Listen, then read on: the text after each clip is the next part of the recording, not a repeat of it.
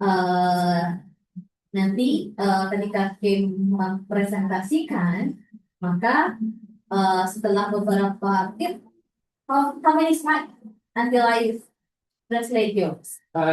We have one set of slides, Yes. then there is some studies if we go on further.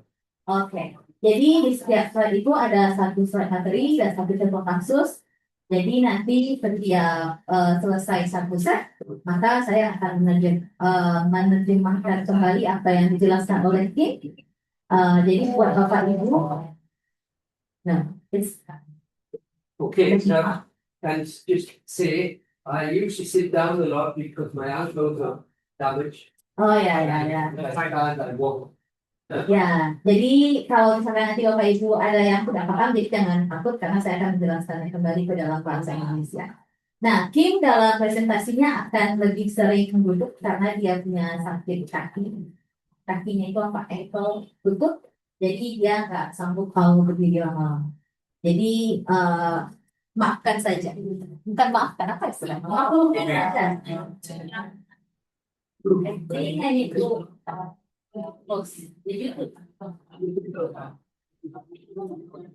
Okay, let's start the presentation. Mari kita mulai presentasinya. Tim, you can go first. Okay, You can next use it. slide.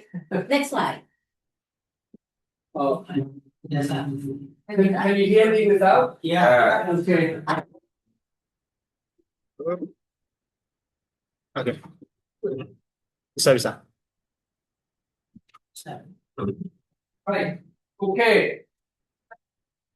We're starting, there's two or three quotes from different people. I think three people quote one slide. I think one.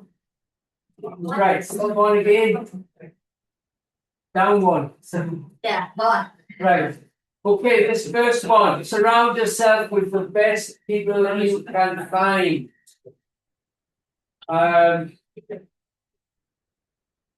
For me, in the whole world, Lee Kuan Yew was probably the best prime minister.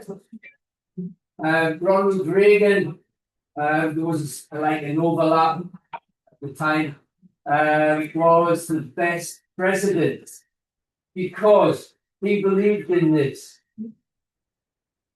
He was like the figurehead, and he let people do the work that they had to do without that much interference. Unfortunately, I found mainly in education that is not usually the case.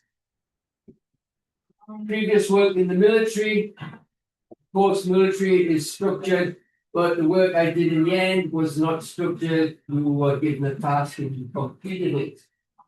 The people who were doing that got into a lot of trouble often. However, it was basically what they wanted and what they're looking at today. So, you've probably read that by now. And it says the last one down here. One.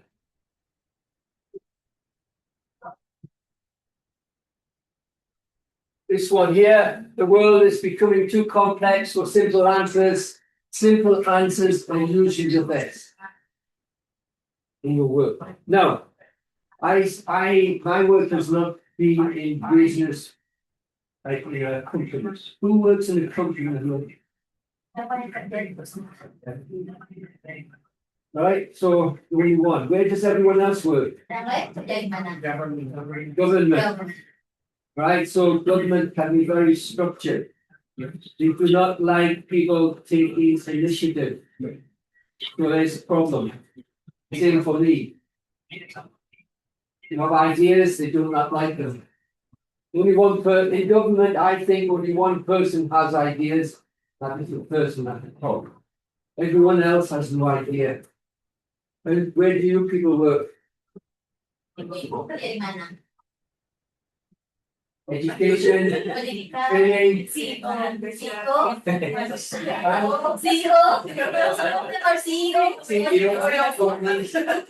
right? So again, you would not like me in your company because I ask questions. and I have my own ideas. Anyway, this has gone off. Maybe we'll be using this soon. Oh, no. Oh, it's come back on. Right, next slide, please. It was by your body. Your body close it. No, it's not. Right, next one, please. Right, okay. This one. When was Joko? Okay, we don't know. When was he president? How many years ago? 2 years ago. He was the last one. Okay. I worked here when Suharto was president. First time. Okay. So this one, this is becoming important. The digital economy and forget what MSN stands for. The management systems using IT becoming more important. The growth, the acceleration of digital transformation.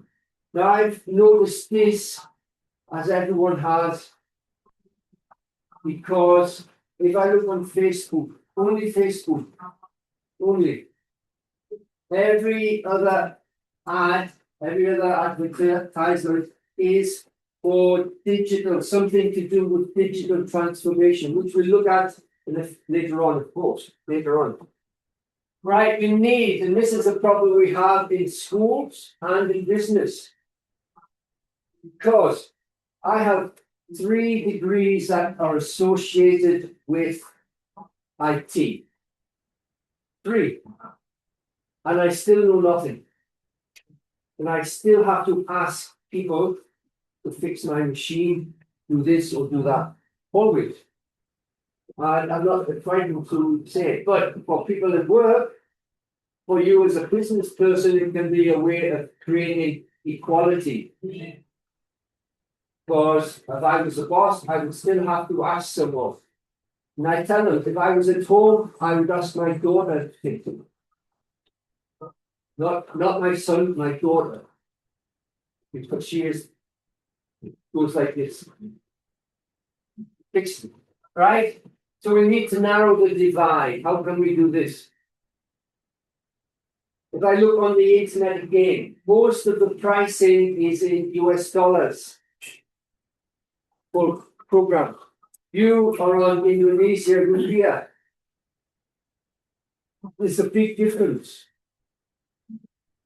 And this causes more problems because unless you have a pirate program like for Microsoft, you cannot afford it. I cannot afford it. And I'm on Australian salary or pension. I cannot afford it. So this one here, now this one here was the last one, capacity building. How do we improve the people in our workforce? How do you improve in government? How? Do they send you on courses? If I was a teacher in Australia, I can get maybe 10 days, maybe 2 weeks away from school to find programs that I am interested in the environment, in systems that I need in the classroom, for IT. But there is always a relief teacher to come back into the classroom. Yeah, I don't think there are relief teachers. Someone is missing, and that teacher have to fill in, which causes problems. So in the businesses, the CEO, you have to find people who are interested and attempt to develop their skills. We have a problem with that. Right, next one. Please. And after this, I will explain that, right? If you want, but because it's written, it's less the. Maybe I will. This one, first one. If something is important enough, you do it even if the odds are against you. This is, in a sense, the inquiry that can be in your office. which causes problems in private business, perhaps, maybe not. Now, if you remember the older people, my age, in the 50s, long time ago in 1980, we just say 1980, I lived in Singapore. That was my place. Right, so this is, you can say, this is not a. I was in Singapore when the Changi Airport was being developed, away from the military to the civilian. We swapped over airport. And I met the teams that were putting in the IT, the computing system. Every person, I was maybe 21 or 22 at the time, every person was under 30, young. This is the same time as Bill Gates, Steve Jobs were young people, making new ideas all over. The manager, their boss, was 50. He had old style. He could not communicate with the young people because they had just come straight from university and had all the fresh ideas. And he had old ideas. So, they were taking risks, they were changing the system of work. The old man wanted to keep the same path. What can you do? You're the CEO of a company. What do you do?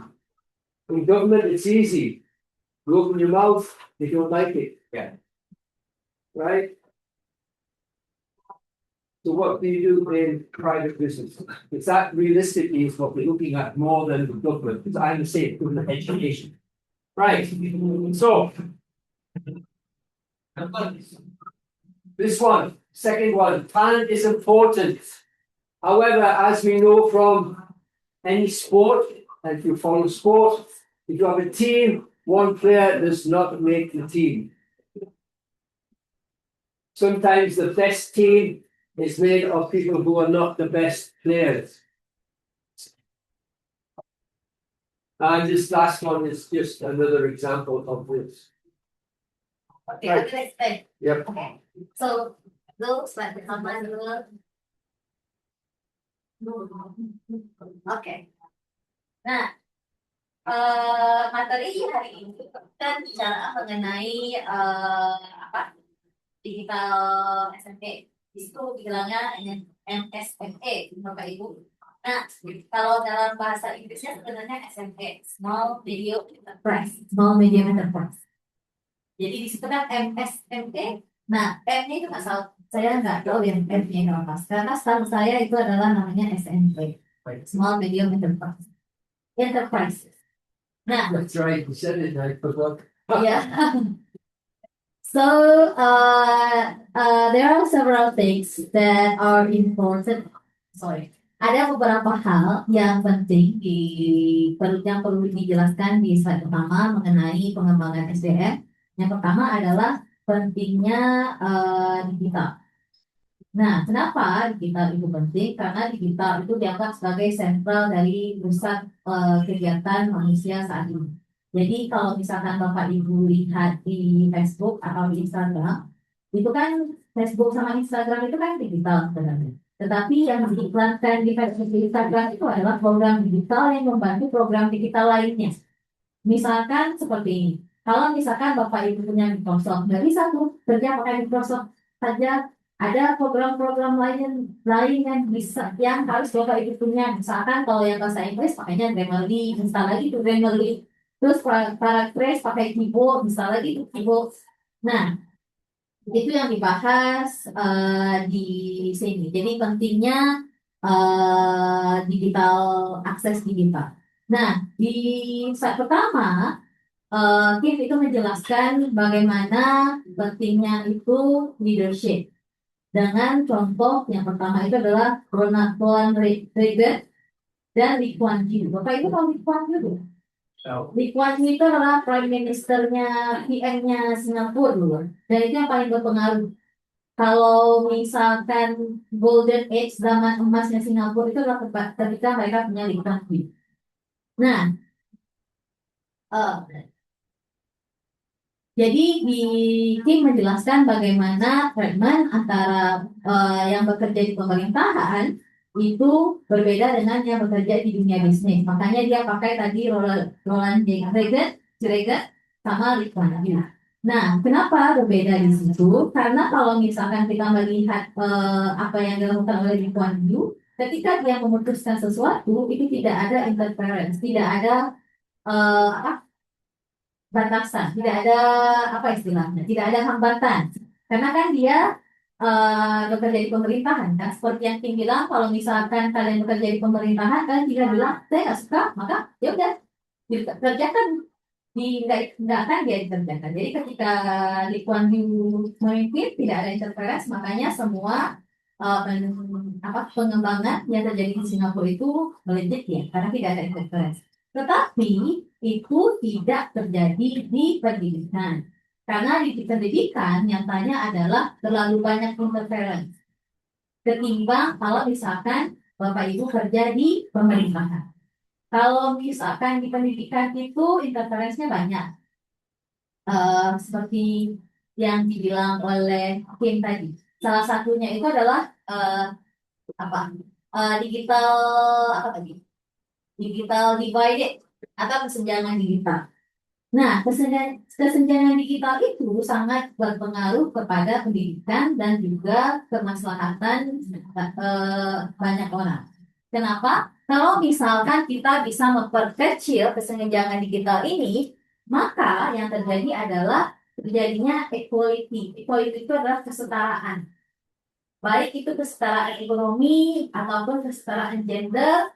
Nah, makanya Kim bilang bahwa untuk mengembangkan SDM, maka kita perlu melakukan mempersempit kesenjangan digital. Jadi pastikan bahwa semua orang itu dapat akses ke digital, maksudnya kayak komputer, laptop, apps, dan segala macamnya supaya ter- terbentuknya kesetaraan ilmu. Nah, yang paling penting dibilang si Kim tadi di sini adalah bahwa kalau misalkan kita tinggal di Indonesia dengan mereka yang tinggal di US itu terjadi kesenjangan digital. Kenapa ada kesenjangan digital? Karena di US itu program semuanya kan dalam dolar kan. Sedangkan kita punyanya rupiah. Sekarang dolar berapa lagi? 17.300. Karena saya ingat kemarin saya nabung dolar itu berapa? 4.500.000, $300 kan. Sekarang udah jadi 5 juta ya. Jadi kesenjangan digital yang kita alami di Indonesia adalah di mana kurs nilai tukar rupiah kita itu tidak sebanding dengan harga produk digital yang ditawarkan dengan menggunakan US dollar. Nah, makanya digital Indonesia di Indonesia terjadi ke apa kesenjangan karena faktor ekonomi harganya itu tidak masuk akal dan makanya terjadi kesenjangan kita. Nah, next tuh. Next. Have finished? Yes, Right. this one is finished.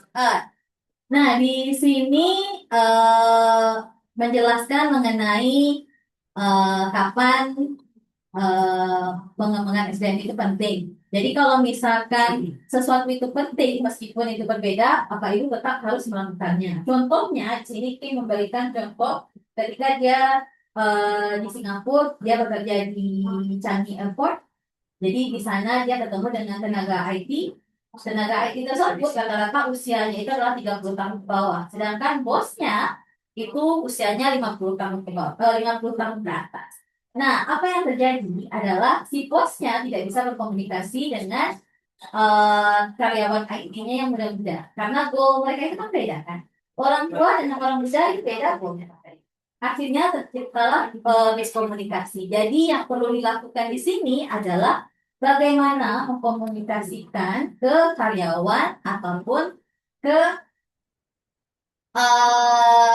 bawahan untuk merubah sistem tersebut supaya umur itu tidak menjadi gap ya. Jadi salah satu caranya itu adalah kalau misalkan di pemerintahan atau di bisnis itu ketika memang dia itu penting, jadi jalan salah satunya adalah ketika dia itu dianggap penting, maka dia tetap dilakukan meskipun itu bukanlah yang utama. Jadi misalkan ada keputusan bisnis apa ini? Jadi dia keputusan itu bisnis kan, keputusan bisnis itu kan bisa dipresentasikan tuh. Yang lebih penting, tidak penting, penting sih tapi nggak penting-penting banget. Nah, kalau misalkan dia penting tetapi dia tidak terlalu penting, berarti intinya adalah tetap dilakukan. Itu yang mungkin bilang. Terus talenta dalam SDM itu penting tetapi tidak menentukan suatu kesuksesan di sebuah usaha. Jadi kalau misalkan Kim bilang itu ini, setiap orang itu talentanya beda-beda. Satu orang bisa bagus di sana tapi tidak bagus di sini. Nah, jadi kata Kim akan lebih bagus kalau misalkan talenta di sebuah tim itu beragam. Tidak satu fokus ke satu hal saja tidak. Jadi satu tim itu talentanya harus beda-beda. Satu mungkin bisa ngomong, satu bisa bikin slide, satu bisa analisis. Jadi belum tentu orang yang bisa analisis bisa presentasi enggak. Yang penting kan yang Bapak Ibu pentingkan itu kan adalah talenta menganalisis.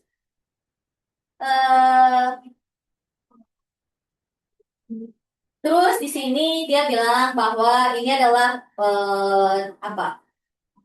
alasan lainnya pengembangan SDM itu penting adalah dengan melihat bibitnya itu dari mana asal itu kan. Kalau sama lah Bapak Ibu, kalau misalnya dari suami, dari istri ada bibit bebek bobotnya kan. Nah, pengembangan SDM juga seperti itu. Lihat bibit bebek bobotnya seperti itu. That's it. Okay, I'm just saying something, now, not a bit, so you translate. We both have the same master's degree in linguistics.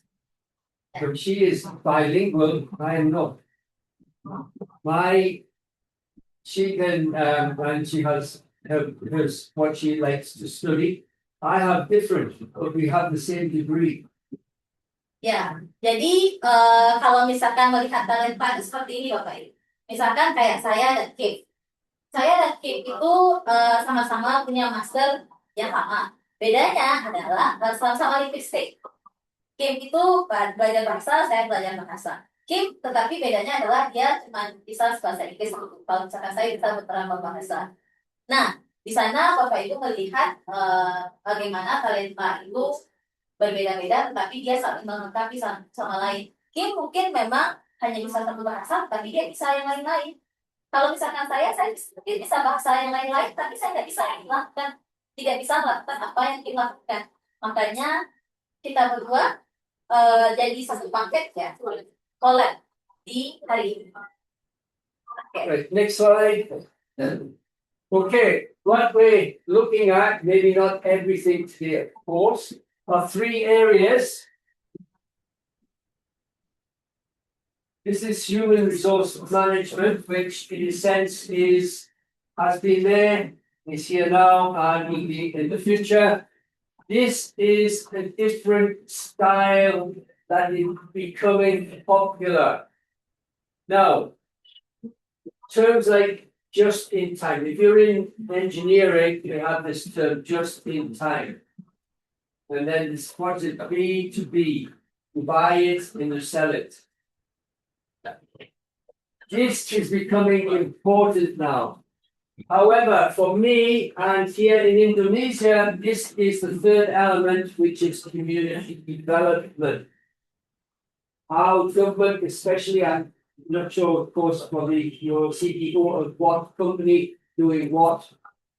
So it could be related to this or not, but government can be very related. It doesn't matter if it's education, town planning, environment, fisheries, it can be associated with this. And in many ways, this is what I like, and this is what I am doing, and this is not what I'm good at. Right. So I will explain. Jadi dalam hubungan tripartit dari human apa HRD apa? Human resource SDM, pengembangan SDM. Nah, maaf ya Pak Ibu ya, kalau saya sudah garis-garis pikir galau. Human resource sumber daya manusia ada istilahnya itu tripartit. Jadi ada 3 hal. Yang pertama itu adalah HRM manajemennya. Yang kedua itu agile. Agile itu adalah kemampuan untuk move on, kemampuan untuk berubah kalau misalkan diperlukan. Agile. Nah, yang ketiga itu adalah community development. Nah, di Indonesia HRM, Human Resource Department, itu lebih ke arah community development ketimbang agile, ketimbang manajemennya. now, does anyone heard about this word agile? Ada yang pernah dengar soal agile itu? Yes, from project management. Yeah. Yes, yeah. This is associated with project management. And I said before 1980, I'm working in, I meet these people in Singapore. And in a sense, it is more associated, initially more associated with information technology computing system. But most people would be working in this field. If you are like a teacher, hospitals, you have to basically follow a structure, but you have to work independently if there is an emergency. In schools, you are basically thinking on your feet, even though you follow a program. And again, I use Eddie, see how he said it, working for the government, you have this structure, and often they do not want you moving out of that structure. You have to keep your box, which can mean you stay all your life in one job or you keep moving. Ya. Nah, agile itu kalau misalkan kita lihat, kalau misalkan ketika dia bekerja di Singapura, dia lihat agile itu kan tadi bilangnya adalah sudah fleksibel. Nah, ketika dia kerja di Singapura, fleksibilitas itu lebih ke arah fleksibilitas bidang informasi, teknologi, dan komputer. Jadi semua sistemnya itu dikomputerisasikan dengan baik. Jadi ketika dia disuruh minta pindah ke komputerisasi, langsung bisa ya. Kan kalau misalkan di Indonesia kan nggak bisa ya, tiba-tiba kita kayak KTP. Awalnya kita KTP di stick kan, tiba-tiba kita dirubah ke KTP digital, tetapi sampai sekarang kita masih fotokopi KTP kan. Meskipun sudah punya KTP digital. Nah, berarti apa? Kita tidak agile.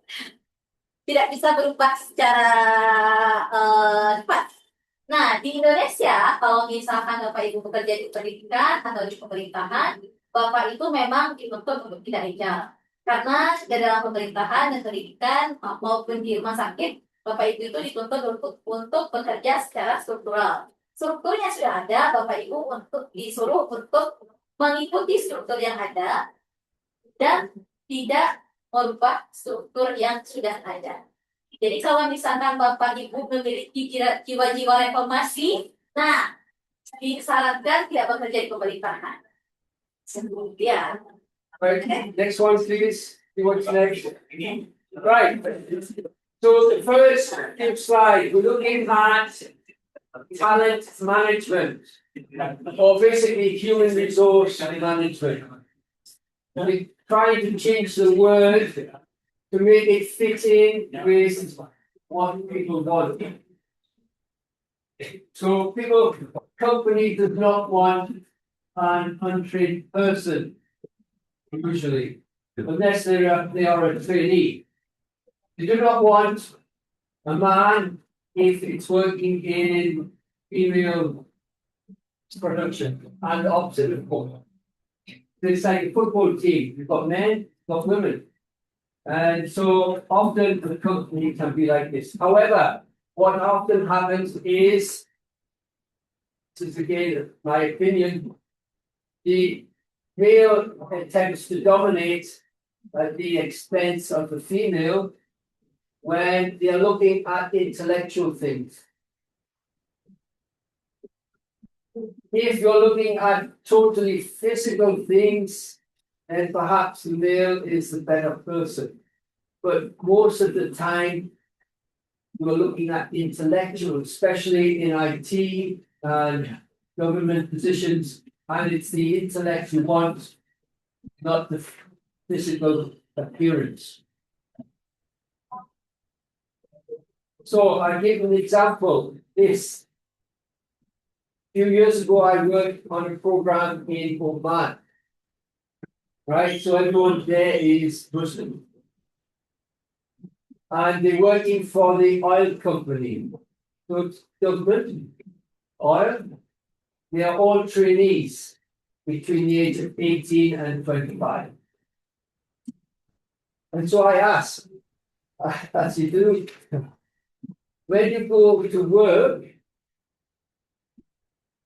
your boss might be a female geologist. They're a worker, the boss is geologist, male or female. And they said, oh, we don't want a female boss. And I said, why?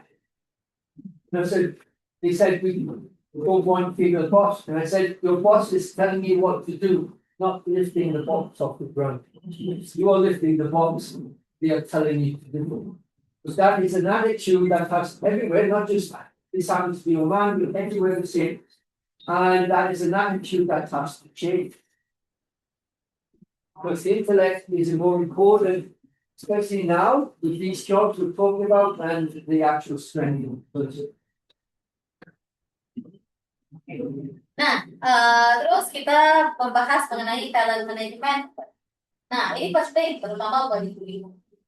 Bapak-bapak juga penting. Jadi di sini di talent management itu kita lihat bagaimana perusahaan itu sebenarnya lebih memilih karyawan yang sudah terlatih, bukan karyawan yang belum terlatih. Kecuali kalau misalkan perusahaan tersebut punya fasilitas pelatihan. Nah, yang terjadi dulu-dulu adalah kan dulu itu banyak pekerjaan itu didominasi oleh laki-laki. Nah, sekarang yang diputuskan oleh perusahaan itu adalah pekerja yang memiliki intelektual yang baik. Nah, karena perusahaan itu memilih untuk memiliki karyawan yang dengan tingkat intelektualnya lebih baik, maka itu akan memungkinkan ibu-ibu untuk mengisi posisi tersebut. Jadi kalau misalkan sekarang itu ada pekerjaan, rata-rata bagian intelektualitas itu dipegang oleh perempuan, sedangkan bagian kerja yang fisiknya itu pasti dilakukan oleh laki-laki. Nah, contohnya itu ketika Pak Kim itu bekerja di Oman, di perusahaan minyak, jadi ya. Nah, di Oman itu Pak Kim melihat bahwa yang menjadi bos di perusahaan minyak tersebut adalah perempuan. Kenapa perempuan? Karena kemampuan intelektualnya itu lebih baik ketimbang pekerja lainnya yang laki-laki. Nah, permasalahannya adalah laki-laki ini menolak untuk memiliki bos perempuan karena mereka melihat bahwa kami itu laki-laki, seharusnya bos kami laki-laki. Nah, Pak Kim bilang, bos itu adalah yang memerintahkan kamu untuk melakukan. Hanya mau perempuan ataupun laki-laki itu sama saja. Yang penting itu adalah tingkat intelektualitasnya itu bagus. Nah, persepsi yang melihat bahwa pekerja laki-laki itu lebih baik daripada perempuan itulah yang harusnya menjadi konsentrasi kita saat. Jadi jangan sampai di lingkungan kerja kita melihat bahwa perempuan itu tidak boleh memimpin. Yang harus memimpin itu laki-laki. Nah, itulah yang harus kita musnahkan. Jadi kalau misalkan perempuan bisa, ya, kalau misalkan laki-laki memang lebih baik daripada perempuan, hal tersebut ya udah nggak apa-apa. Tapi kalau misalkan perempuan juga bisa, ya kenapa nggak dicoba? So just on there to finish up on this, we're looking at the sense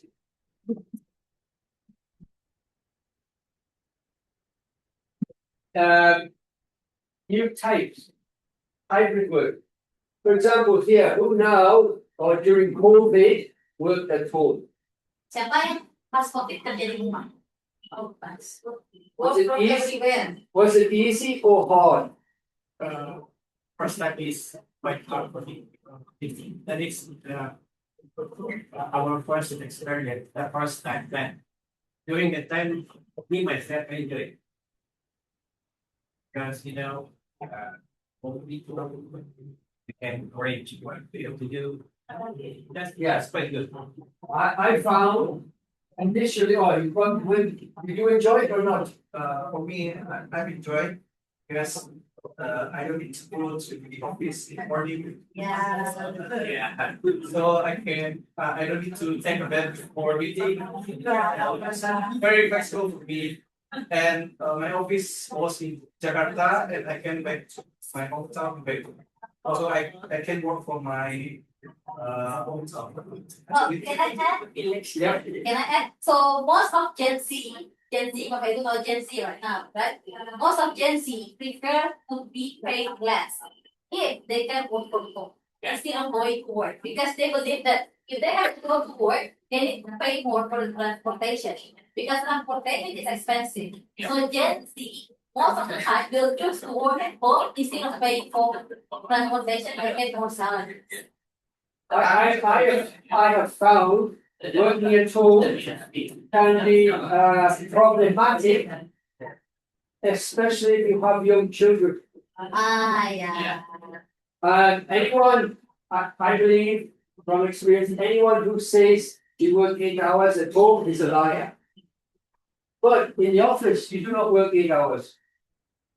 Here, I give an example, you can see the office I work in, a long time ago now, but when was it? I forget, about 2011, 2010, 2011. I'm in an office in the town. I go in 8 o'clock. I push the button for my computer. And the computer go like this for 1 hour. So I'm sitting doing nothing for 1 hour, talking, drinking coffee. So then that's 9 o'clock. If I stay in the office, 10:30, tea break. So 30 minutes, not 15, 30. Then lunchtime. So you do not work 8 hours, even in the office. However, with children, well, maybe concentration board. Now, I again learned this from and see it's in the job what you do. In another time, I was the senior lecturer in a university, and it was in Australia. I go in 8 o'clock.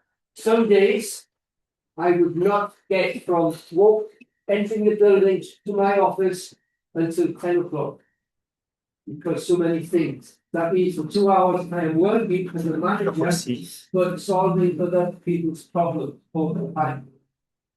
Then I go for lunch at 1 o'clock at what time. But at this time, Barack Obama, as president, or just before, had his BlackBerry. Everyone was commenting. He is always looking at his BlackBerry. So for 1 month, I time. The longest I can stay on task. So once I hit my office, the longest I stayed on task without interruption was 2 minutes. For 1 month, I only for 1 month. 2 minutes. You cannot do anything in 2 minutes because your brain has to start again the cycle. So I did basically nothing except solve other people's problems all day long, not your work. Perhaps at home you can do your work because less interruption. Okay. Oke, jadi ketika kita membahas masalah hybrid work itu, kita melihat bahwa kerja di kantor ataupun kerja di rumah sama-sama sebenarnya tidak efisien. Jadi maksudnya tidak efisien di sini adalah kita tidak akan pernah bekerja 8 jam full non-stop tanpa gangguan, itu nggak mungkin.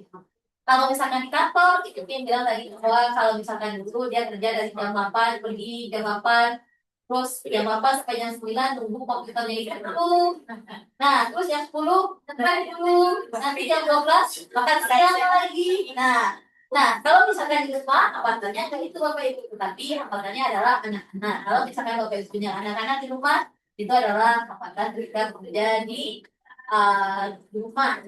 Jadi kalau misalkan kita membahas bekerja sama aja di kantor itu tidak akan full maksimal kerja. Dan di rumah juga tidak akan bisa full 8 jam. Jadi kedua-duanya sama-sama ada tidak efektifnya. Jadi dia melihat dia pernah pas Barack Obama jadi presiden keluarlah itu produk BlackBerry. BlackBerry apa BlackBerry sih yang pokoknya handphone martabak. Nah, Kim melihat kalau misalkan berapa lama dia bisa bekerja tanpa gangguan. Di sana dia bilang bahwa itu hanya sampai 2 menit karena setelah 2 menit dia akan kelihatan yang lain. 2 menit yang lain. Ya. Right? Right, next one. Why is it important we look at new methodology? Because work is changing rapidly. This is the one, actually, this is the one I worry about the most. Because, and I think everyone should, because everyone in here has intellect. Automation takes away the job from the person who has no intellect. Then we have problems. Everywhere in the world, we have problems. In Western country, it leads to discontent. I don't know what happens here. Western country, there is discontent. People are not happy. And for me, and Indonesia in many ways did not benefit from this for some reason, but it might have, and that's where I fall down.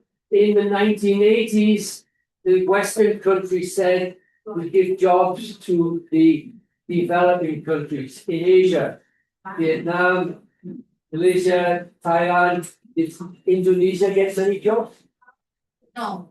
Not many? I don't think so. We've got some, but not many. China. To build up. So they're different. They're different. Some, the reason was to build up the capacity of these countries, give them more money to spend. However, did it work? And this is a right. Did it work? Because I have friends in Thailand, and everyone nowadays wants a car. The car in Thailand, same here, is the same price as in Australia. I just use Australia, the same price. But the salary is maybe 1/4. So what it creates is more debt for the people, more debt. So my friend in Thailand, or friends, he was working 72 hours a week. A month, 72 hours a week. That's 5 or 6 days. And the salary is about 6 million rupiah for 72 hours work in a factory. This money does not allow them to buy a car and eat food. They go send the children to school. So there is a problem with this because it was aimed, the whole process is aimed at creating profit for a few people, shareholders in companies. Right, so that's what I think. Right, but this one is now what, in a sense, we are looking at. And ITB, Professor Elfindri, I'm doing some work with him. They are attempting it here and in Sumatra to create change. So next time we meet, maybe in the new building. Yeah, but maybe this is nicer than the old building. More style. More style, yeah. Yeah. Well, we'll see. Right? This one. This is what the country and company is attempting to do, build up capacity, create talent, build up its capacity. Now, we see examples, I cannot give a company without I cannot remember the company, but now in Western countries, you see a lot of people who are the boss of big companies who were in bought hostel when they were children. They had no parents. They achieved because the education system allowed them to achieve.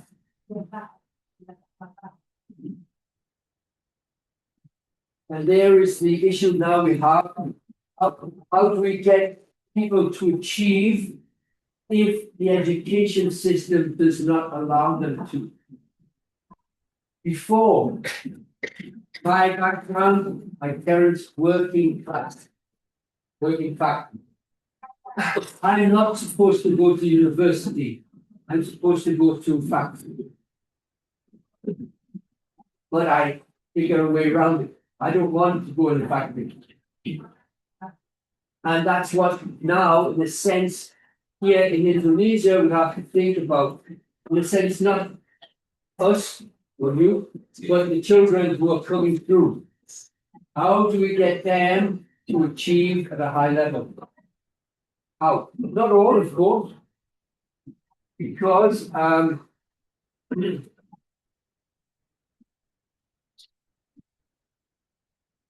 we just put 1970 here. Right, 1975 up to 10% of the people, students, would go for higher education.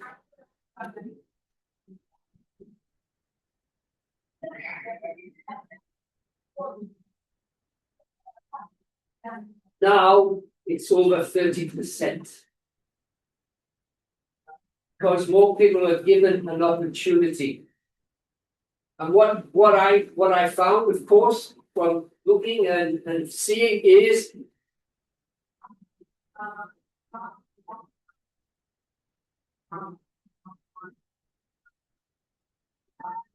right, this 5 or 10% is the top academic. My daughter is she is the top academic. My son, he is about 12%.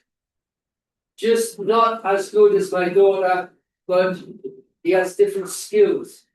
And by allowing these people into university, this extra group, the academic skill is spread out, but it's giving a different opportunity for people.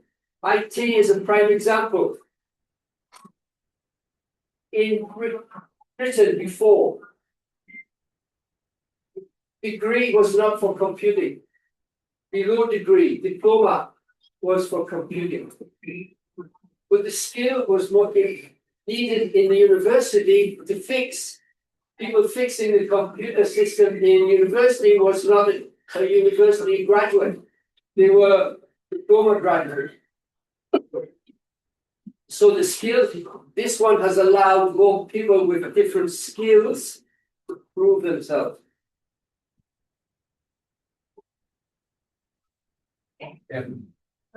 Nah, kenapa topik mengenai talent management itu penting? Karena apa? Karena yang pertama itu adalah work is changing rapidly. Artinya adalah kebiasaan bekerja itu berubah sekarang Bapak Ibu. Dan yang paling menyedihkannya itu adalah rata-rata meskipun Bapak Ibu kerja di negara yang kaya raya dengan penghasilan yang besar, kenyataannya adalah banyak mereka itu yang bekerja tapi mereka tidak bekerja karena cara kita bekerja itu sudah berubah. Nah, kenapa bisa berubah? Karena usaha atau bisnis yang kita jalani sekarang itu hanya menguntungkan sebagian kecil manusia saja. Tidak kalau misalkan itu kan pekerja itu untuk komunitas kalau kayak gitu. Kalau misalkan kita lihat sejarah bekerja itu kan dibagi-bagi tapi untuk menguntungkan semua orang. Nah, kalau misalkan sekarang yang terjadi di dunia bisnis itu adalah kita bekerja, tapi kita tidak mendapatkan manfaat dari pekerjaan tersebut. Hanya mendapatkan gaji, tapi manfaatnya tidak. Sedangkan orang yang punya usaha itu mendapatkan lebih dari apa yang seharusnya mereka dapat. Makanya ada istilah dalam bahasa Inggris, the rich got richer, poor is get poorer. Ya kan? That's what happens. Jadi yang kaya itu semakin kaya, yang miskin itu semakin miskin. Nah, ini yang terjadi di Thailand. Karena Kim bilang bahwa sekarang itu kita di Thailand itu mereka bekerja 72 jam per minggu dan itu gajinya 6 juta per bulan dan itu mereka tidak bisa afford ini, mereka tidak bisa membiayai mereka. Akhirnya apa yang terjadi adalah generasi muda yang mereka bekerja punya penghasilan tetapi mereka tetap punya hutang. Jadi akhirnya yang terjadi itu adalah semakin ke bawah generasi kita itu semakin mereka punya hutang ketimbang kita yang tua-tua. Karena saya kan juga udah tua karena itu. Jadi hutang saya tidak lebih banyak ketimbang hutang yang lebih besar. Nah, kedua itu adalah organisasi harus beradaptasi terhadap skill baru. Ini yang dilakukan oleh Pak LCD dan Kim pada saat ini. Jadi kemungkinan di masa depan skill baru yang tidak pernah kita dengar sebelumnya itu mungkin akan muncul. Misalkan dulu kan kita tidak punya istilah influencer kan. Sekarang influencer di mana-mana. Nah, iya. Terus apalagi itu apa itu istilahnya yang influencer itu kan punya asisten gitu kan. Nah, itu kan juga kita nggak punya kan. Sekarang ada. Jadi semakin ke depan maka akan lebih banyak jenis pekerjaan atau skill baru yang akan Bapak Ibu temukan. Nah, yang menarik menurut saya itu adalah mengenai talent dan competitive advantage. Jadi kemungkinan untuk bersaing. Dan di sini adalah adaptation dan beradaptasi. Nah, cara yang paling bisa dilakukan untuk melakukan adaptasi supaya setiap orang itu bisa berkompetisi adalah dengan meningkatkan pendidikan, meningkatkan kemampuan pendidikan. Nah, kalau misalkan Bapak Ibu lihat game knowledge di sini, pada tahun 1970 yang masuk universitas itu hanya mereka yang memiliki kemampuan akademis itu di atas 5-10%. Jadi orang yang sangat-sangat pintar baru dia masuk universitas. Nah, apa yang terjadi? Yang 12%-nya nggak bisa masuk universitas. Terlempar lah dia. Nah, sekarang tahun 2020 rata-rata yang masuk universitas itu yang top 30%. Jadi mahasiswa yang 30%-nya itu di atas rata-rata, maka dia akan masuk universitas. Apa yang terjadi ketika dia itu lebih dari 30%? Yang terjadi adalah akan semakin banyak peluang untuk anak muda supaya mereka mendapat kehidupan yang lebih layak di masa depan. Contohnya misalkan orang yang top 20%, yang awalnya itu mereka nggak bisa ngapa-ngapain, nggak bisa masuk universitas, akhirnya mereka bisa masuk akademi, ambil les komputer, terus ambil les komputer mereka bisa kerja di universitas sebagai teknisi komputer. Itu yang terjadi. Jadi semakin banyak orang melakukan atau harus kuliah akademi D3, D4 itu kan masuk.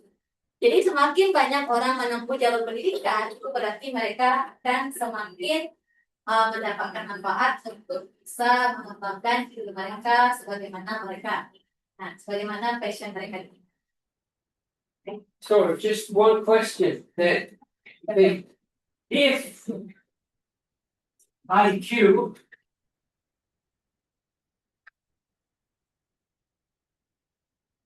is going up, why is academic ability going down? Oh.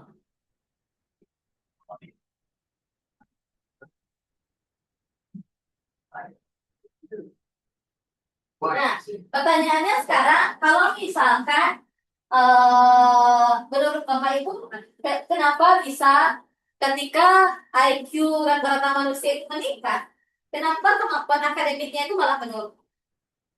Menurut Bapak Ibu kenapa? Kenapa? I think because she already thinks the the job will be easy, so they try to suspend the activity, and then the laziness comes. So maybe they cannot achieve the academic goals. Maybe, yes. Yeah. You have an idea? Maybe someone with a higher IQ, he will take note of the conflict. But he think that formal education is not give one more. I was fortunate, and if you're my age, you would be the same.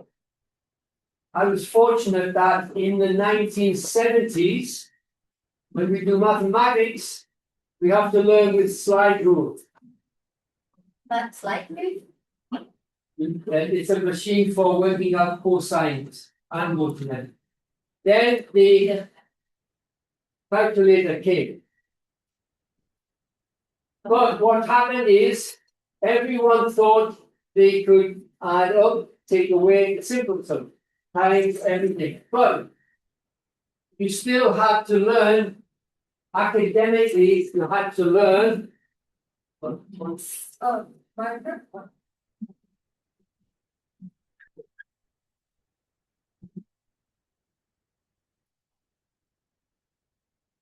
You had to learn your times table. So, what's this one?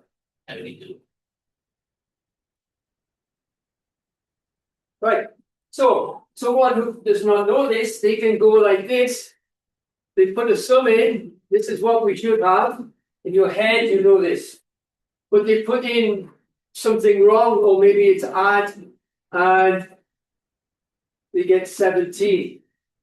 They do not know that this is incorrect. And that is the problem. The academic people now are using the computer, the laptop, even when making essays. They're using ChatGPT for everything. There's no background. The AI is good if you know the subject. If you know, okay, I'm talking on this, how can I present it? I need an essay, 500 words. And then you look at, oh yes, but that's wrong. They change it. The one who is not academic cannot change it. They do not realize the mistake. So, just recently, one country at the moment, Sweden, they are taking away the laptop board from the classroom. They are reading books and doing everything in their brains again. Learning to write. For one thing, you learn to write. Your brain is thinking all the time. Your fingers typing do not think. They're just pointing. And if you have, who has got young children here? Yang punya anak kecil, Bapak Ibu? Some of you will, some might not. But for all the people, I start about 6-7 years ago, because I learned this and how can you change it? At home, I have another mouse. I use my left hand for my mouse, and I brush my teeth now all the time. For maybe 4 years, I go like this, then I have to go like this. Because this hand could make my brain is not thinking. So try it at home. Try brushing your teeth with your left hand. 2 minutes, then you'll find you have to change. Because this is what happens. Your hand is going like this, and your mouth is going like this. You cannot do it at first. You're trying to build up the capacity of your brain to actually think. And for people, older people, that's good. Look at this. Try again. Use this left hand. I don't even change, I just use one finger rather than change the skill. But I have two minds, one for left hand, one for right hand. Keep your brain active. But this is important. The cognitive ability is important to keep strong. So I will explain. Yep. Jadi tadi kan pertanyaannya kenapa IQ itu meningkat sedangkan kemampuan akademik itu menurun. Jawabannya adalah tetapi menurut Kim, sebenarnya itu lebih diakibatkan oleh kemajuan teknologi. Yang terjadi di anak-anak muda sekarang itu adalah mereka IQ bagus kok. Cuma mereka itu bisa pakai teknologi bisa, tetapi mereka tidak bisa berpikir secara logis dan secara akademis. Kalau misalkan kita waktu kecil, kita itu dipaksa. Jadi kayak kali-kali itu kalau misalkan abakus tahu apa ya? Abakus yang kayak punya China gitu. Semua ya. Kan itu mengajarkan kita menghitung cepat kan. Tetapi tidak mengajarkan kita berlogika, berpikir kan. Nah, kalau misalkan kita yang tua-tua ini, kita diajarkan berlogika berpikir. Meskipun tidak ada sempoa, kita tidak tetap tahu kalau misalkan 9 kali 8 itu adalah 72. Tetapi kalau misalkan anak-anak sekarang cari kalkulator. Bapak Ibu pernah nggak lihat di Instagram ditanya kita itu berapa banyak di anak SMP, anak SMK yang nggak tahu jawabannya apa karena mereka tidak dibina untuk berlogika secara akademik. Ya, itu cara menunjukkan kita juga nggak. Padahal kalau misalkan di logika kan mereka itu kan pakai laptop bisa, gadget bisa. Kalau misalkan Bapak Ibu tiba-tiba handphonenya nggak bisa bunyi, pasti kasihnya ke anak kan. Jadi anak-anak itu pasti pintar ya, tetapi karena sudah terlalu tergantung dengan teknologi, akhirnya mereka tidak bisa berlogika secara akademik. Nah, kata Kim tadi cara yang paling bagus kalau misalkan Bapak Ibunya anak kecil untuk meningkatkan kapabilitas mereka untuk berpikir secara logis itu adalah dengan menyuruh mereka menggunakan tangan kiri. Pakai misalkan menggosok gigi pakai tangan kiri, pokoknya usahakan tangan kiri menggunakan kedua tangan. Jadi kalau dipaksakan, meskipun di Indonesia sebenarnya tangan kiri itu nggak sopan kan, tetapi untuk menyeimbangkan kemampuan otak mereka, maka paksakan mereka untuk menggunakan tangan kiri mereka dengan lebih aktif, dengan kanan saja, supaya kemampuan berpikir secara logikanya itu bagus. Right. Next one. Right. So the future of work. More work is going to be automated.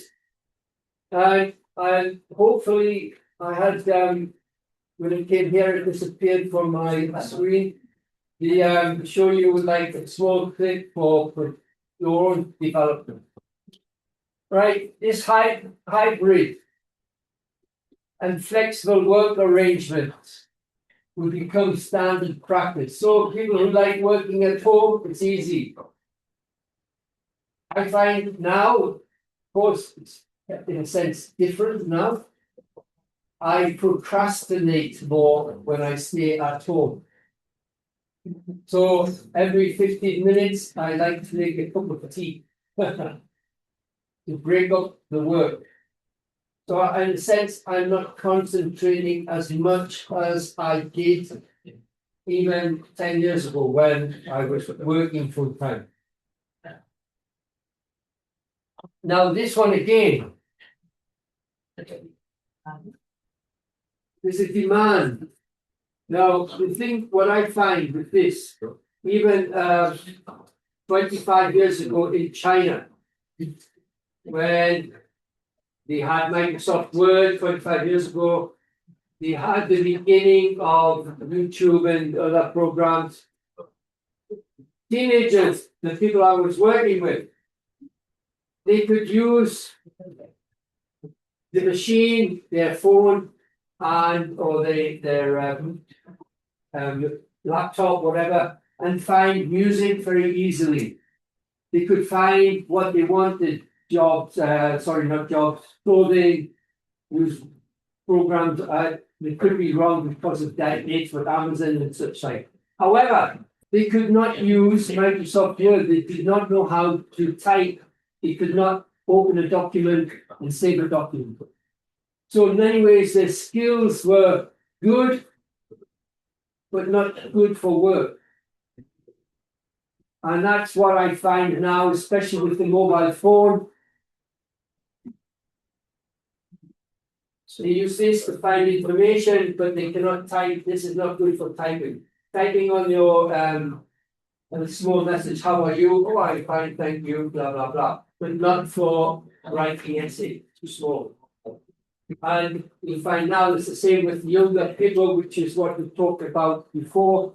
They know how to use this machine, but they're not good for work.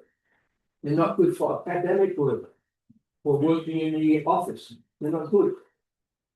And spelling has gone down a lot. I make mistakes all the time with spelling, but I usually know when I've made a mistake. Young people now they do not know when the error has occurred. And if you watch this program called Friends, prime example where you know the one character, Joey, he uses a thesaurus for every single word. So his name, Joey, is translated as small marsupial baby, kangaroo. That's what Joey is. So his name is translated, and that's what people do now. They translate what they don't understand. Right. So this one, how can we in Indonesia, now we're in Indonesia again, how can we change this to benefit more people? Or do you think most people do not want this type of change? I will explain. Yeah. So, jadi ini adalah gambaran bagaimana bekerja nanti di masa depan. Yang pertama itu adalah kebanyakan kerjaan itu bisa dilakukan oleh AI. Itu yang dilakukan sekarang. Bahkan bahasa Indonesia pun juga bisa pakai AI kan sekarang. Nah, akhirnya roles dan job structure itu nanti akan berubah.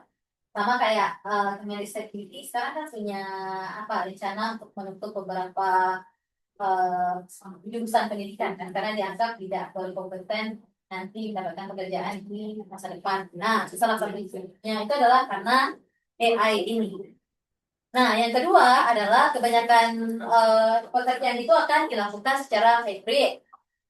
Jadi nanti otomatis apa yang akan berubah, banyak akan berubah. Misalkan gaji itu akan berubah, kebiasaan bekerja itu akan berubah. Nah, yang ketiga adalah define the rest of digital analytical and human-centric skill. Jadi keterampilan digital dan keterampilan personal. Nah, ini yang ditakutkan, kita takutkan sekarang. Kenapa? Karena banyak anak muda itu bisa menggunakan handphone, tetapi tidak bisa menggunakan teknologi tersebut untuk bekerja. Nah, kalau kan bahkan pas saya itu punya anaknya itu kayak fotonya pergi haji ke Mekah kayak asli, tetapi ketika disuruh bekerja pekerjaan yang benar-benar nyata nggak bisa. Jadi itu adalah tantangan yang kita hadapi sekarang. Nah, pertanyaan ke Bapak Ibu adalah apakah menurut Bapak Ibu Indonesia itu siap tidak untuk menghadapi perubahan tersebut, atau jangan-jangan kita malah tidak mau perubahan itu ada? Menurut Bapak Ibu gimana? Kira-kira kita siap atau tidak mau? Yeah. You will answer. Yeah. This is a tough situation, I think. So, ready or not, Indonesia, we have to change. Because the more days, right? So, but like I said, nowadays, maybe young people don't interact, they can use the agent. But in my point of view, they cannot use their brain. Yeah. They cannot use their brain. So it is hard. How can someone that can use these tools but cannot do simple ways in job? So, but digitalization, another way. So if Indonesia cannot change, or they cannot want to, they don't want to get that skill, we are going to let behind. You are behind now. Yeah, Now, I'm saying that because most Western countries are the same. Yeah. They only have this 10 to 30% now who have intellect. yeah. The rest don't have. And many don't want training even. Just don't want training. I give an example. My brother-in-law, he died recently. He did an apprenticeship when he was left school, 15 to 21, apprenticeship. That was the only qualification he get in full life. He could write programs for master's degree for his area, water, desalination and such. But he was always paid as a worker, not an engineer, because he didn't have the qualification. And many people would say it everywhere in the world. So when we talk about Indonesia, it's because that's where you live. But you have to remember everywhere it's basically the same. In Europe, North America, there's only a certain amount of people have the capacity, the intellect to actually develop. Yeah. Now, this is an interesting one here because we just use Bukit Tinggi. In Bukit Tinggi, there are many people here selling food, padang, nasi kapau, especially the small vendors. How many people here would have a qualification in catering or in hygiene? Oh, oke. Nah, di Indonesia kan banyak restoran tuh. Nah, menurut Bapak Ibu, seberapa persen kira-kira orang-orang yang melakukan catering tersebut yang memiliki kemampuan di bidang masak dan kebersihan? Apalagi sekarang banyak MPG ya. Nah, salah satu MPG-nya itu di kampung Cina itu, kalau kan Bapak Ibu? Kampung Cina kan ada tempat gerobak yang itu kan di belakang itu yang banyak yang tertutup itu. Nah, itu MPG. Hah? Pas di belakang STI itu kan ada yang lorong masuk ke dalam itu kan sehingga Cina di belakangnya itu.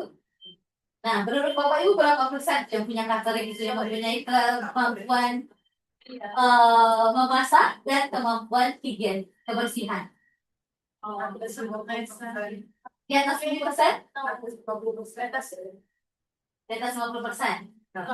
No. Under 50%.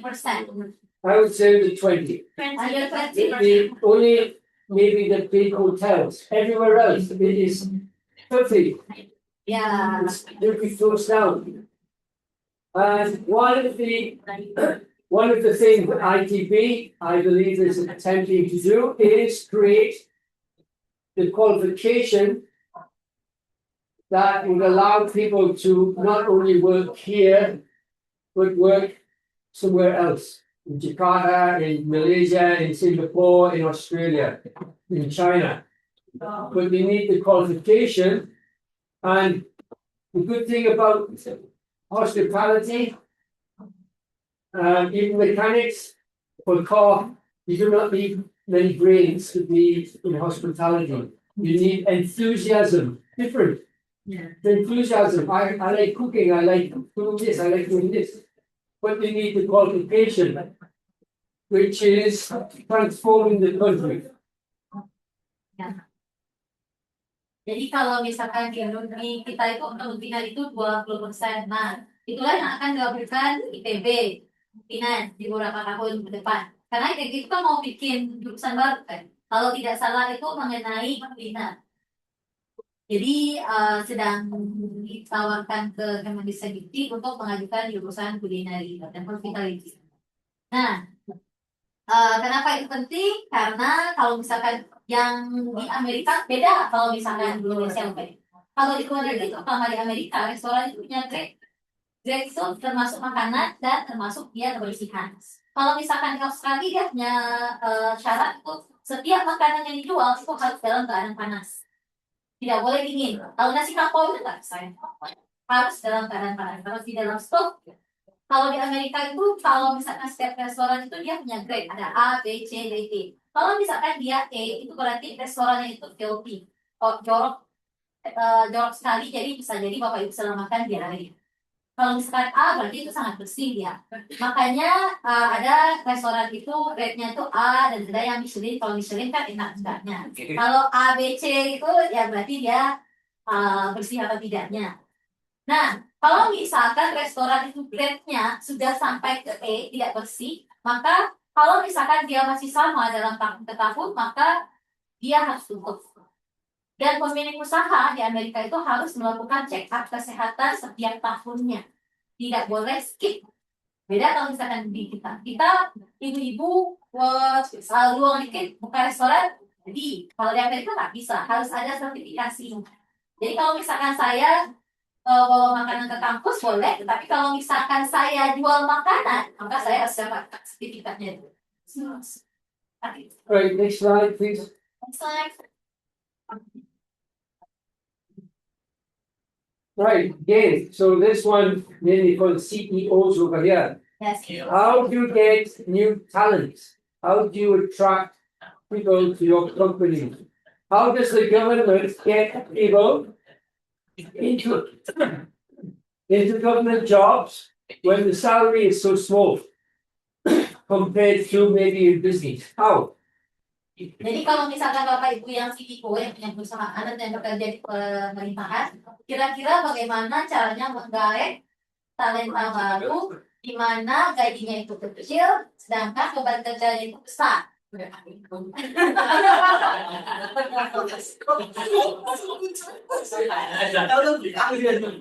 Gimana? Gimana caranya? She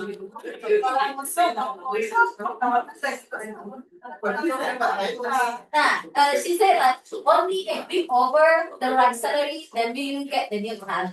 Yeah. But what is the right salary? Yeah, Oh, depends on the profession of the role. we had a long time ago in Jakarta, there was a teacher. Me, I'm a foreign teacher, so I get maybe for 1 month 40 million rupiah. 1 month. There was a Korean man living in Jakarta with his wife, Indonesian wife. You only get 10 million to work. If you were assistants working in the classroom, you got maybe 4 million. And that's the price of the teacher, 4 million. So the Indonesian teacher gets 4 million.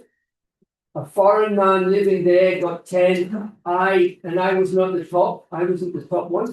I get 40 million. Is that fair? No. No, because the job is teaching. The skill is the same, and some will have better skill, some will not, of course. But you're not saying you're the best teacher, but that's what you've got. Because they had to offer money for people to come.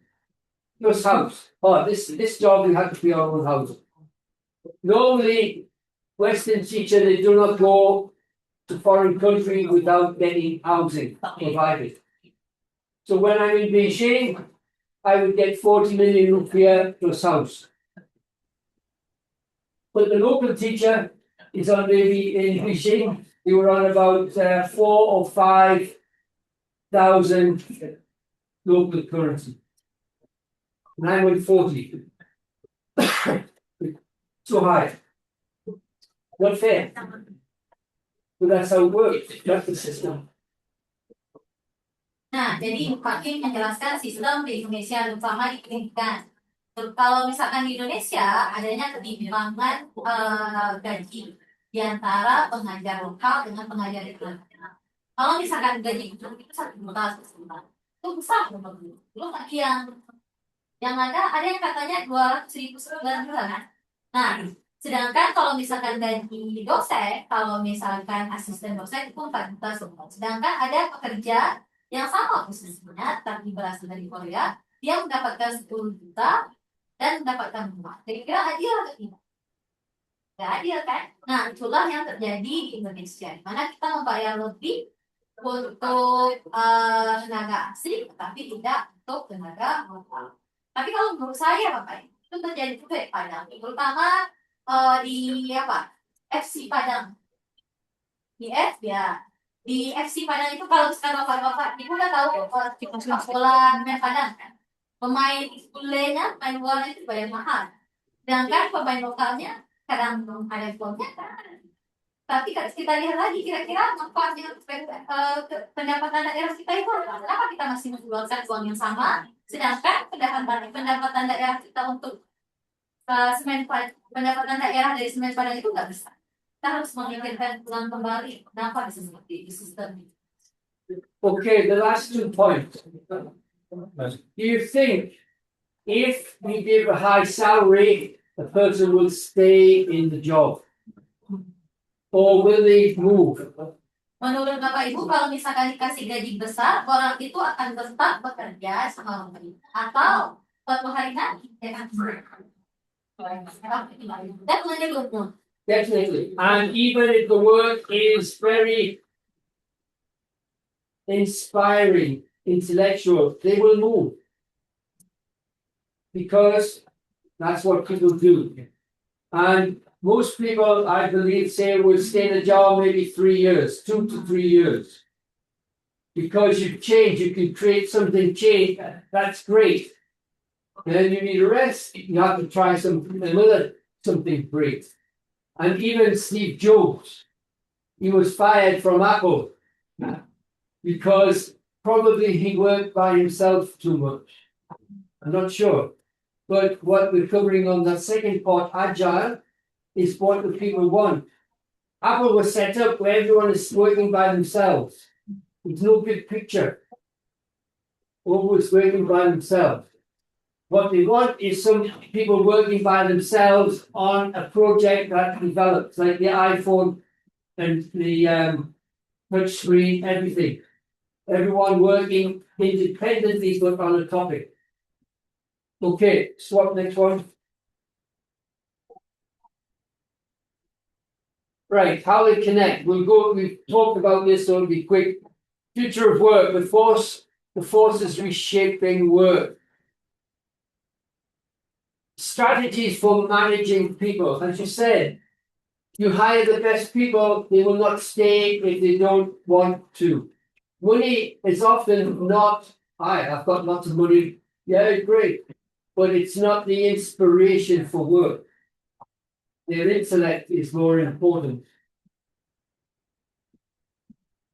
Right, so the third one, human resource management, I remember that one. System integrates both into policies, practice, and organizational capacity. Supposed to. But whatever you achieve, and as an example, in education, every 5 years, maximum 10 years, a new English program or new program comes out to teach children how to read. The figures go down, not up. Because it doesn't matter what program it is, this amount of people will learn to read immediately. The middle bits will learn to read in time, and the few at the bottom will not learn to read very well. So, the same in business. Do what you want, people will leave. Right, next one. Oh, do you want to talk about that? Jadi ini bicara mengenai bagaimana manajemen talenta dan prediksi bekerja di masa depan. Karena di masa depan itu bekerja itu akan berubah, cara kerja kita itu berubah, maka otomatis kita juga akan membuat strategi baru untuk menyerap talenta baru. Jadi jangan sampai syaratnya itu hanya uang. Karena kalau misalkan Bapak Ibu hanya menawarkan uang, maka akan kemungkinan pekerja tersebut tidak akan bertahan lama karena tidak ada pengembangan diri. Jadi kalau misalkan akan lebih bagus ketika Bapak Ibu mengaplikasikan strateginya itu adalah ketika Bapak Ibu menawarkan pekerjaan tidak hanya menawarkan gaji yang cukup, tetapi juga menawarkan kemampuan pekerja tersebut untuk mengembangkan dirinya di lembaga tempat Bapak Ibu bekerja. Nah, belum, chat. And then KRM, manajemen. Bagaimana Bapak Ibu itu mempunyai kebijakan, tetapi kebijakan itu dilakukan. Kalau misalkan kebijakannya itu tidak dilakukan, maka nggak ada sebenarnya. Jadi hubungannya di sini adalah kalau future work itu membentuk bagaimana cara kita bekerja, talent management itu adalah bagaimana kita itu dapat menyerap tenaga kerja yang layak, yang memang bisa Bapak Ibu pakai selama tahun yang banyak. Dan sedangkan KRM itu tugasnya adalah menentukan kira-kira apa kesepakatan atau apa kondisi aturan yang sudah dibikin dan harus dijalankan. Kalau misalkan tidak dijalankan, maka ketiga ini tidak akan berjalan sesuai dengan keinginan Bapak Ibu. Jadi dia saling berhubungan. I often think when you have this, you see something like this. It's like a wow statement. This is great. This is how it works. However, most people, most people will work most of their life in Bukit Tinggi, most of their life. Like me, I never stay somewhere. I always travel. What happens is you work so hard, you burn out. You need a break. But you go somewhere else where you will start again. Because you cannot, in this one location, you cannot keep up the high level all the time. It changes. And there's a problem with hiring people for your job. It changes all the time. Right, next. Jadi yang terjadi itu sekarang adalah kita itu bekerja mati-matian rajin, tapi kan ada masanya itu kita nggak mau bekerja, maka itu tiba-tiba kita sama sekali nggak mau melakukan hal pekerjaan tersebut. Jadi ada beberapa orang itu adalah ketika dia sudah capek, dia berhenti. Ada sepupu saya, dia kerja di Sampurna. Setelah 5 tahun kerja Sampurna, akhirnya dia burnout, kecapean. Maksudnya dia nggak mau lagi bekerja, nggak mau istirahat. Akhirnya dia berhenti, sekarang kerjanya adalah MPS. Right. Sorry, do you want a 5-minute break for toilet or anything, or stand up, or continue? Kita lanjut, apa Bapak Ibu mau istirahat 5 menit? 10 menit, 10 menit. Yeah. 10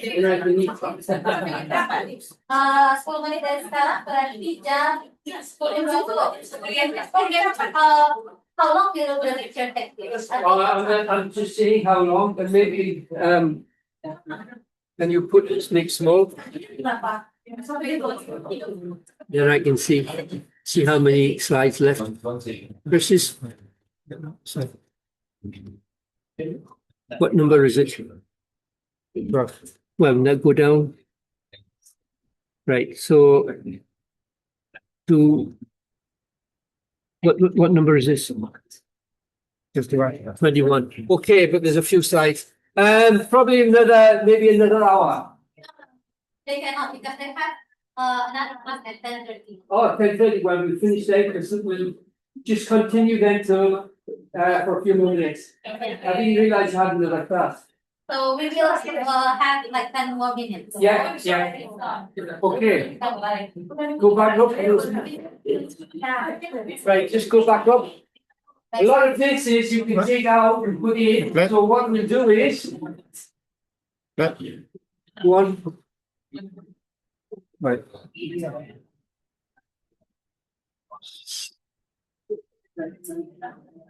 I think even the laptop is fine. What? I think the laptop is fine. It needs to be retired. It already worked for 5 years. Yeah. Mine is only 1 year old.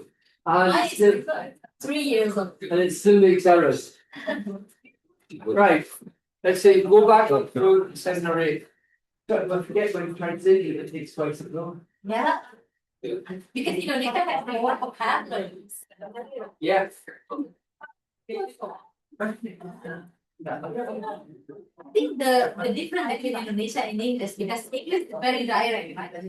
But Indonesia you cannot go that direct because if you go direct, it will cause an experience and Live in China. China is yeah. terrible.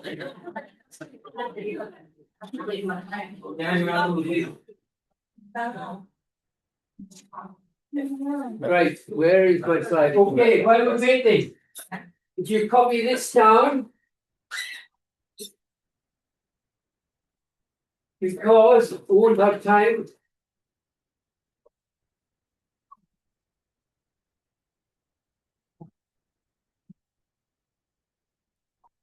This would come up later, this one word, courses. They run AI programs. Now, they're telling people, I'll just go around doing it. They're telling people now, the program for AI is becoming more important than even your degree. Especially if your degree is 20 years old. Right? It's becoming because it is contemporary. It's now. So even your students in the class, if you're in a lecturing one, you should tell them to run this. Post it. Then put .com, of course. Now the other one is, and you might have heard of it,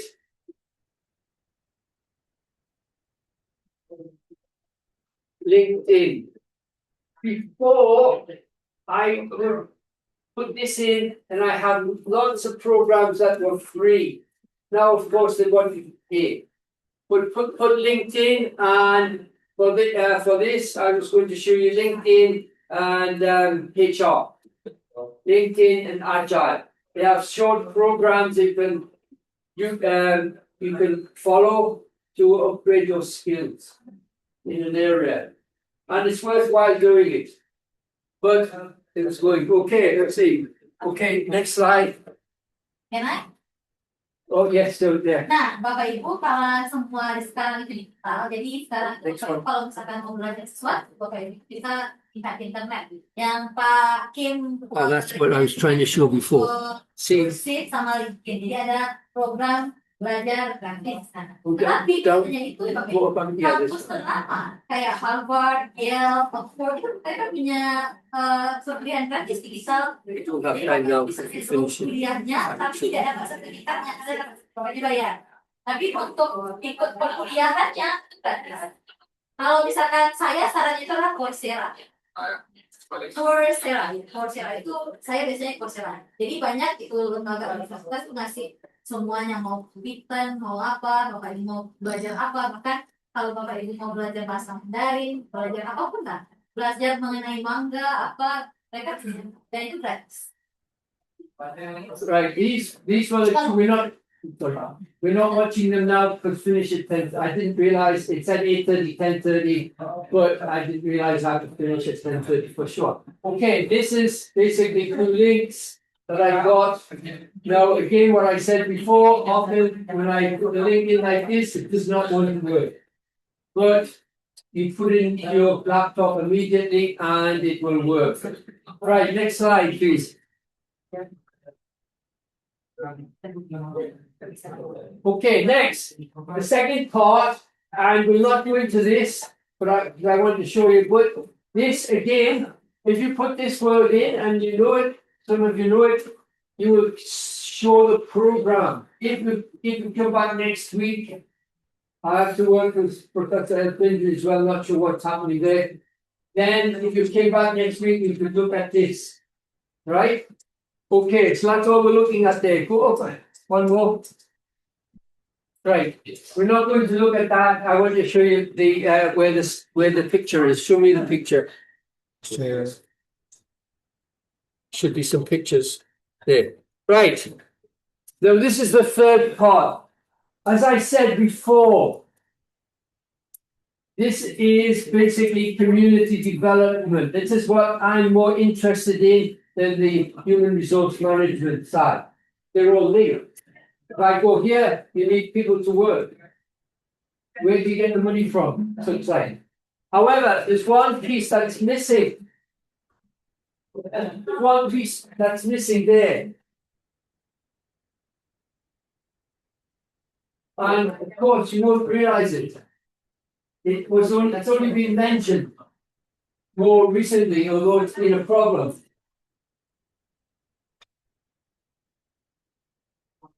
Right, what should be here is the role of women and children, especially the women,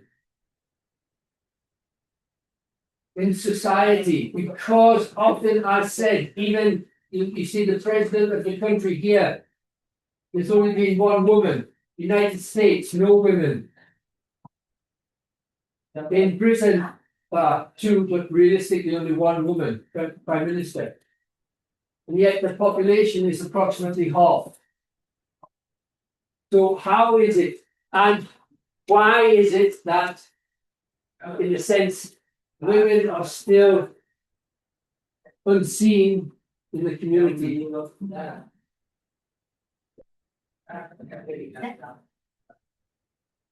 Right? Why? You have to think about that yourself. For the moment. Anyway, but these are the areas we're looking at always in in community development that leads into jobs. Because you're looking realistically at this one. This is what we're looking at. But all this is associated with it. Previously in Western countries, this one was associated with this. But from here, you had your house. These people here, the brainy, what we call the brainy people, then had nice housing, had better food, better medical. This one, I'm surprised, in Bukit Tinggi. Who drinks the tap water here in Bukit Tinggi? Siapa yang minum air panas? You boil it, then drink it or not? Dimasak atau masak? Yes, they boil. Some people I know drink straight from the tap. Straight. I boil the water for my coffee, but I buy bottled water for drinking like this. Yeah. So all this is associated with, and this one, in a sense, is more associated with the women, the security of women in the country, how women are treated in the country as a group and as individuals. Because as we said, and you should go, everyone should go, the men especially, the intellect is the same. There's no difference in intellect. So now they promote, you see, jobs for IT, women can fix it. And as I said at home, my daughter would always fix my phone. Even if she didn't, she could fix blah blah blah, fix it. So these are the points that go into human resource management. Not just the job, not just this one, but all that. This one goes to that. Health of the children and then the adults, of course. What they find in Western countries, the biggest problem is teeth. Because it's so expensive to fix your teeth. You get them so now, then you're sick for waiting 2 or 3 months before you can afford to fix your teeth. Amazing. Teeth. And this one here, environmental, is it clean outside? What do you think? Is it clean outside in the streets here? Rubbish. Not the curb like this, but the rubbish in the street. Reasonably clean. In Australia, I remember this because I was there. 1970s until about 1995. So I was in and out of Australia. The rubbish people buy in the town, they buy food, they buy drinks, they throw out. So for 2 or 3 kilometers outside every town, it was a rubbish tip. Just dumps the rubbish. Then we have cleanup. Now very little. Amazing how quick. And in Jakarta, when was I there for this? 2018, working in Jakarta. The school, they go around and try to clean up this small area. It's still too much. Because there isn't any consequence. In China, you drop immediately. Every community, same in Thailand, this not the same, it's the same as Indonesia. Every community, they have big, not the small bin. They have big dump, so every day people take their rubbish dump inside. Then they take it away and take it to work. So this is important because it makes you feel good.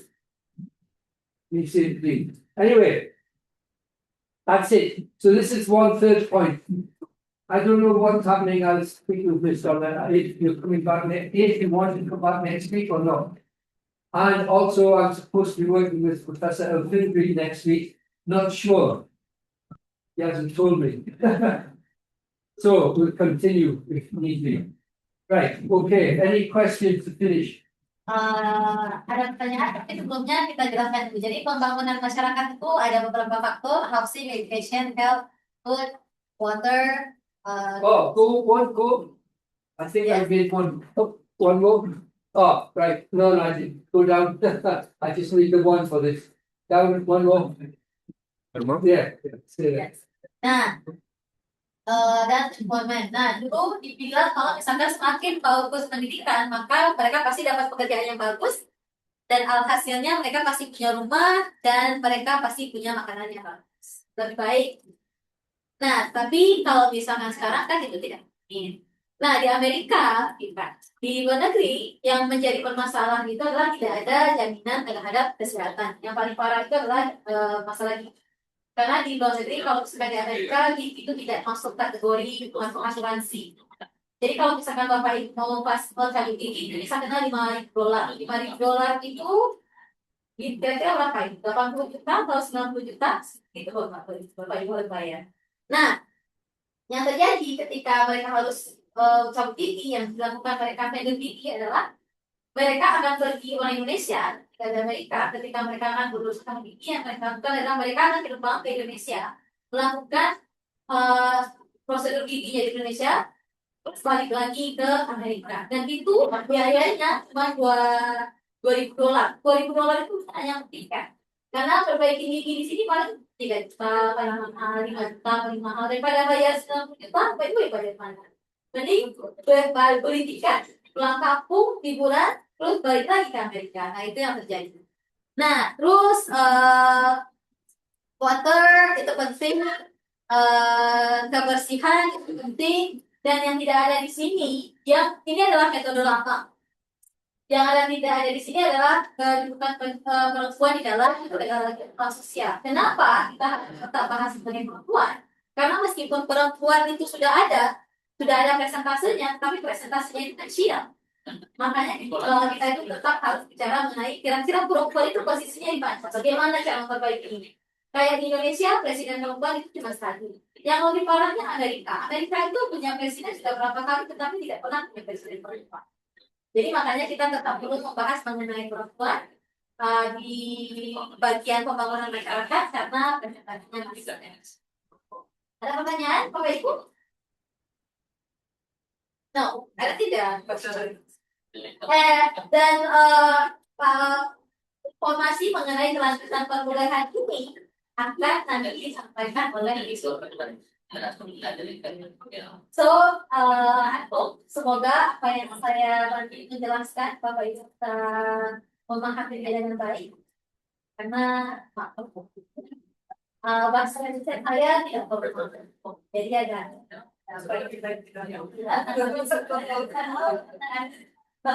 Dan jika ada pertanyaan, Bapak Ibu bisa langsung bersama tim. Kalau misalkan Bapak Ibu perlu translator, Bapak Ibu bisa kontak saya. Selagi saya masih di sini sampai ketemu di live. Makasih. Thank you.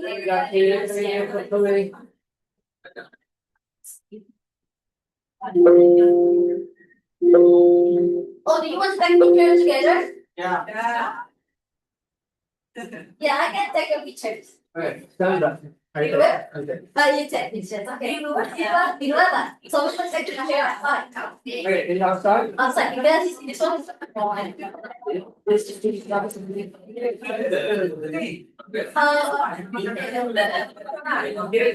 uh,